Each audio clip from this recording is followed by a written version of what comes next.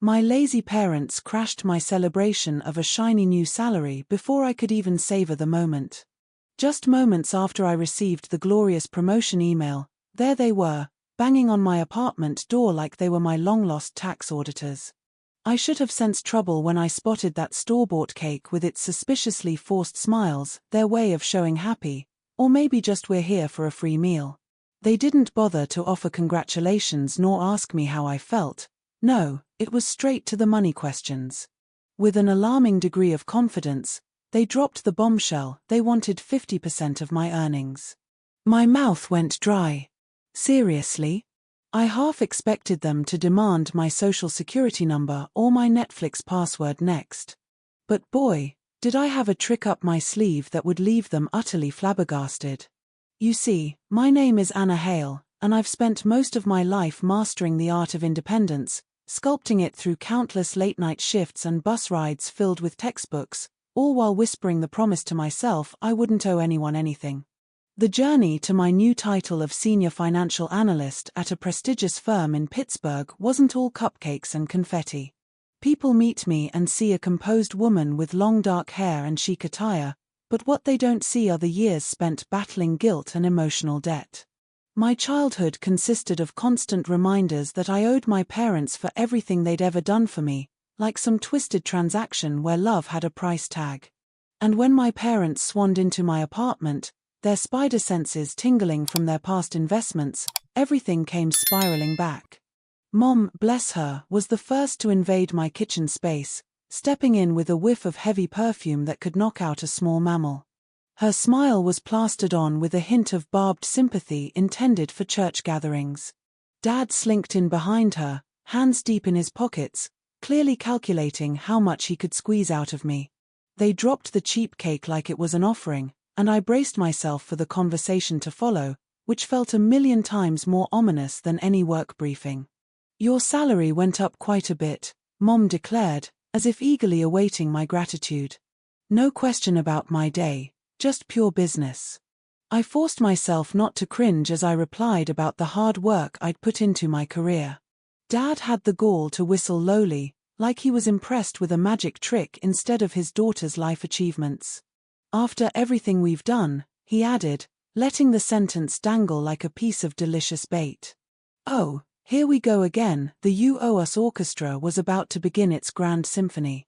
Mom leaned closer, her elbows dug in like a debt collector's nail, and said it'd be fair for me to contribute to the household 50% of my income, just until we get back on our feet. What a delightful way to slip family duty into the conversation. My blood boiled, my armor going up as every instinct told me this wasn't a conversation, but a confrontation. Here they were, demanding a slice of the life I built piece by loving piece, sitting at a table birthed from my relentless grind. The rage bubbled in me as I stared at them across my kitchen table, the same one I busted my rear end to buy, move, and assemble all on my own. My mother's casual nail taps sounded like an impatient waiter waiting to cash in on a tip. Dad leaned back like a king surveying his newly acquired kingdom, as if their expectations were already etched in stone. That's not how this works, I said, my voice steady but ready to erupt like a volcano. Sweetheart, don't be dramatic. Families support each other, Mom retorted, the tension thick in the air. Support goes both ways, I shot back, feeling every bit of my independent spirit flare up. Dad scoffed, fully revealing his poisoned sense of entitlement. We raised you, fed you, gave you a roof. You wouldn't be where you are without us. And just like that, with those words, the facade of family loyalty was stripped away, revealing the familiar layers of guilt veiled in a demand for my hard-earned truth. There it was, the familiar script I knew too well, recycling every time my parents needed something, textbook rent, holiday gifts, you name it.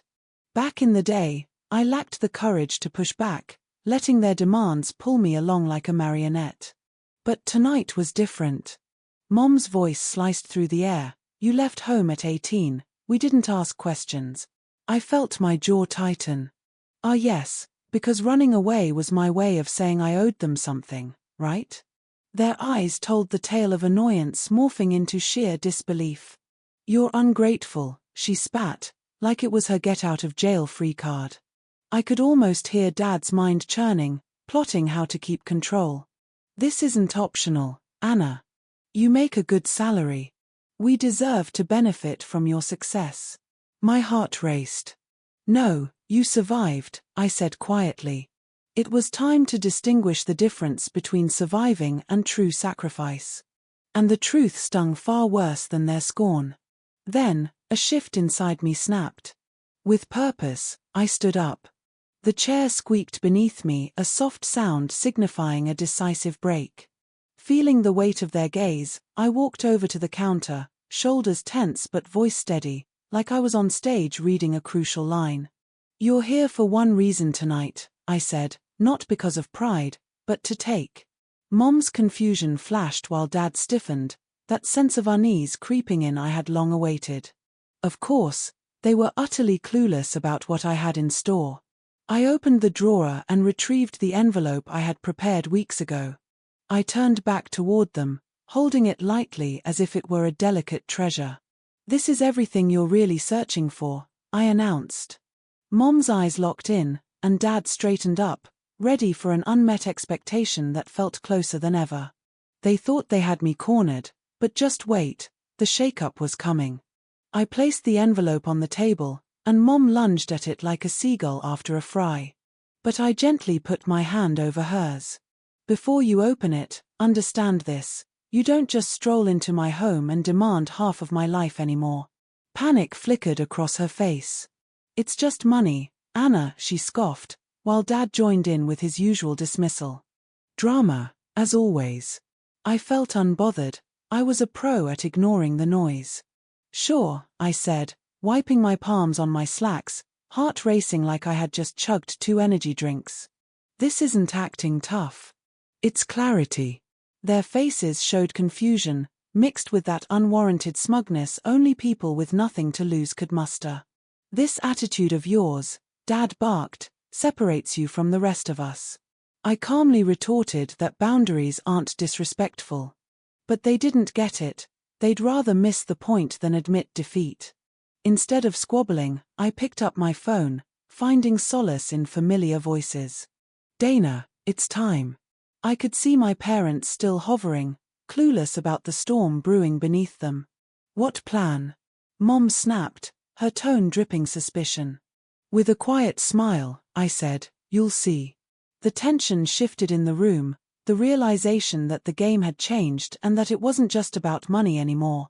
A new chapter was about to unfold, and they had no idea what was coming. The envelope lay between them, like that pesky fruitcake leftover from last Christmas, unwanted and awkward. When Mom finally mustered the courage to tear it open, a flurry of crisp papers slid out, like little confetti of reality they weren't ready to face. And it wasn't cash or a heartfelt apology but something far more seismic, the truth. Suddenly, those protected smirks faded, and their nerves unraveled as they grasped that life was about to get a lot more complicated. In the solemn quiet of my kitchen, punctuated only by the graceful hum of the refrigerator, Mom's eyes darted across the page in a frantic dance. Each glance drained her face of color, while Dad blinked as if trying to will his vision back into focus. Just moments ago, they had been so sure, so cocky, reaching for that envelope with bravado. Now, their hands trembled above the table like leaves in a gusty wind, and the realization settled in. They had trapped themselves in a web of their own making. This isn't real, Mom gasped, denial heavy on her tongue. But I grinned, a touch of wicked joy sparking in my eyes. Oh, it's real all right. Look at those beautiful signatures at the bottom. Dad squinted like a detective on the case, disbelief washing over him. We didn't sign this. We would never. My smirk deepened. 3 years ago, just before I soared to independence, they had insisted on this document for my protection. Remember? I prodded. Mom, desperate for a miracle to unplug the nightmare, clawed at her memories for an excuse. We didn't know what we were signing, she pleaded. But I shot back. They knew enough to brag about my independence. Now, when the shake of their finances was at stake, suddenly their past decisions didn't count. It was silent.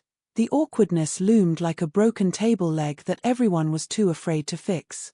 Dad slammed the document down with a righteous fury. "This doesn't mean anything," he insisted, waving his hand dismissively. I laughed sharply. "It means everything, Dad. Legally, financially, morally." I could feel my heart racing, the thrill of standing my ground feeding my courage. Mom gripped those papers tighter, as if sheer force could rewrite the words. "We didn't raise you to be this cruel," she dragged out, her voice cracking, sliding into her well-rehearsed performance of a victim. "Cruel?" I echoed incredulously. "You wanted half my salary the night I accomplished something you never supported."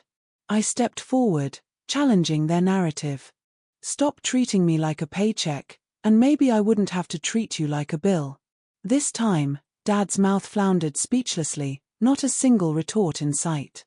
It felt exhilarating, standing there with my own sense of clarity pounding in my chest. Mom slammed the papers again, her voice shaky yet defiant. "We'll take this to court.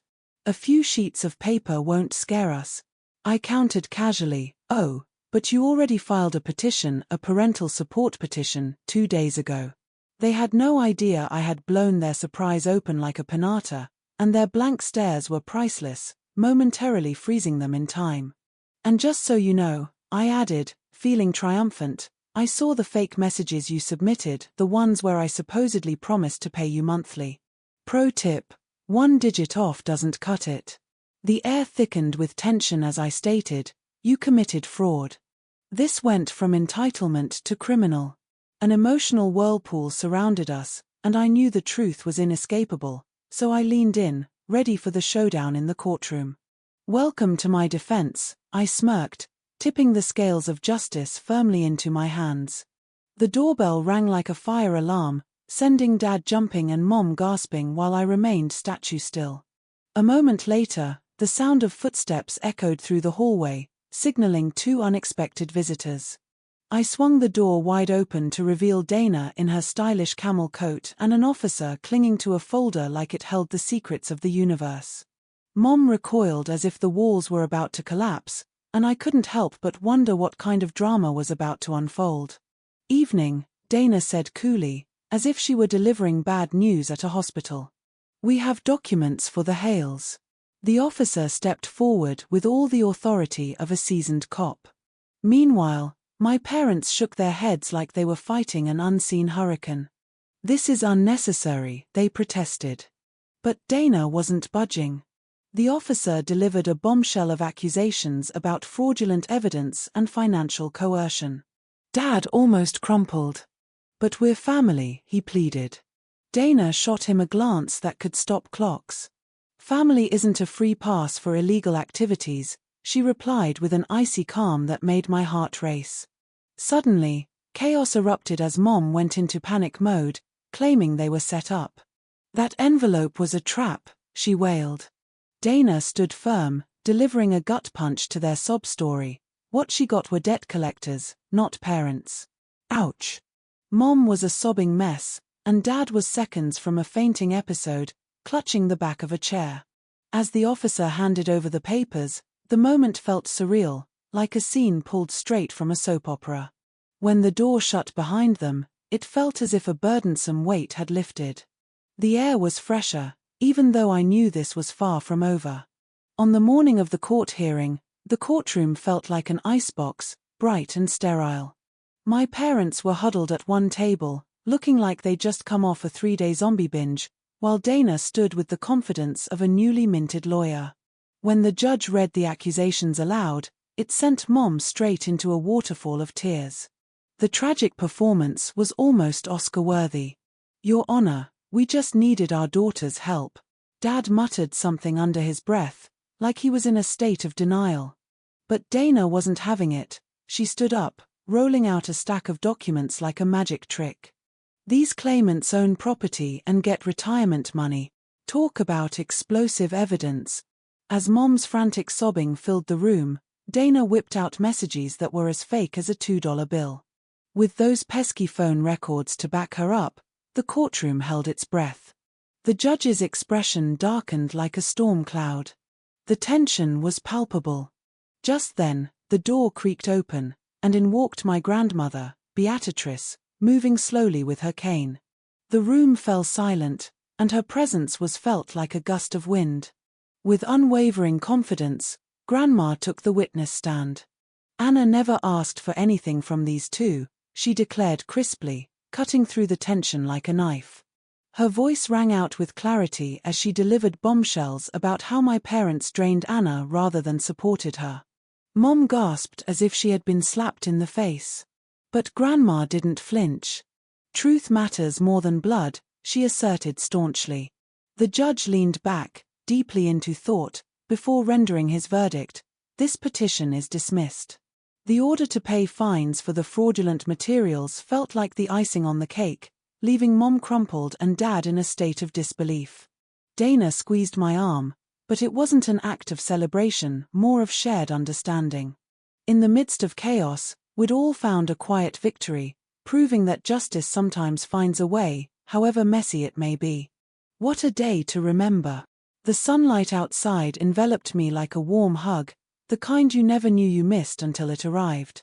I inhaled deeply, feeling the weight of the world melt from my shoulders. Behind me, my parents stood frozen like deer caught in headlights on the courthouse steps, staring at me with a mix of disbelief and defeat. That little envelope had delivered the verdict they dreaded, and it felt oddly satisfying to see their reaction. A week after the hearing, life had taken on a surreal quietness, like someone had hit mute on my existence. Gone were the relentless text messages spattered with guilt, the surprise knocks on the door from well-meaning but irritating acquaintances. I had moved out of my old apartment and set up camp in a cozier spot downtown Pittsburgh, where city noise transformed into a soothing hum. My new place felt like my sanctuary, slowly filled with charming thrift shop finds, a warm lamp, and a stubborn little cactus that decided to stick around. Just 3 days in, I received a birthday card that looked both familiar and comforting. The neat handwriting belonged to my dear friend Beatrice, and inside the card was a single line: "You chose truth over fear. I'm proud of you." I could feel my heart swelling, no performative drama, just genuine love. But as we all know, peace is a delicate flower, often trampled by life's unwelcome surprises. Sure enough, a week later, another letter slipped under my door. It had my mother's shaky handwriting scrawled across the front. I braced myself as I opened it, knowing it wouldn't be an apology. That was rare in my world. Instead, it revealed lists of complaints and emotional appeals topped off with a request for money to help them through their tough times. Not even a word about the court case. I meticulously folded the letter and tossed it into the trash. My hands were steadier than my heart. Then came another unexpected call. Beatrice had passed away peacefully in her sleep. The world felt a little dimmer, but I wasn't broken. Later, her attorney informed me that she'd left me her small home near Greensburg. I could have kept it, but instead, I sold it, donating the proceeds to a local group helping women reclaim their financial independence. It strangely felt like a chainsaw severing old ties that no longer needed to bind me. As I stood by my window that evening, city lights twinkling like scattered treasure along the river, I realized I wasn't rehearsing old arguments or bracing myself for emotional whiplash anymore. I had arrived at simply being free, truly free. I took a stroll down to the river, letting the cool air brush against me like a gentle reminder that my life, while not perfect, was undeniably mine. I thought back to that fateful envelope my parents had opened with their eager expectations. It didn't contain money, rather, it cradled my truth.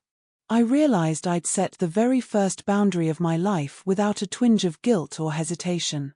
It felt liberating, like a rite of passage. For anyone who has ever had to choose peace over an atmosphere of guilt, I invite you to share your story. And if you're eager for more tales of bravery and reclaiming one's life, be sure to hit that subscribe button.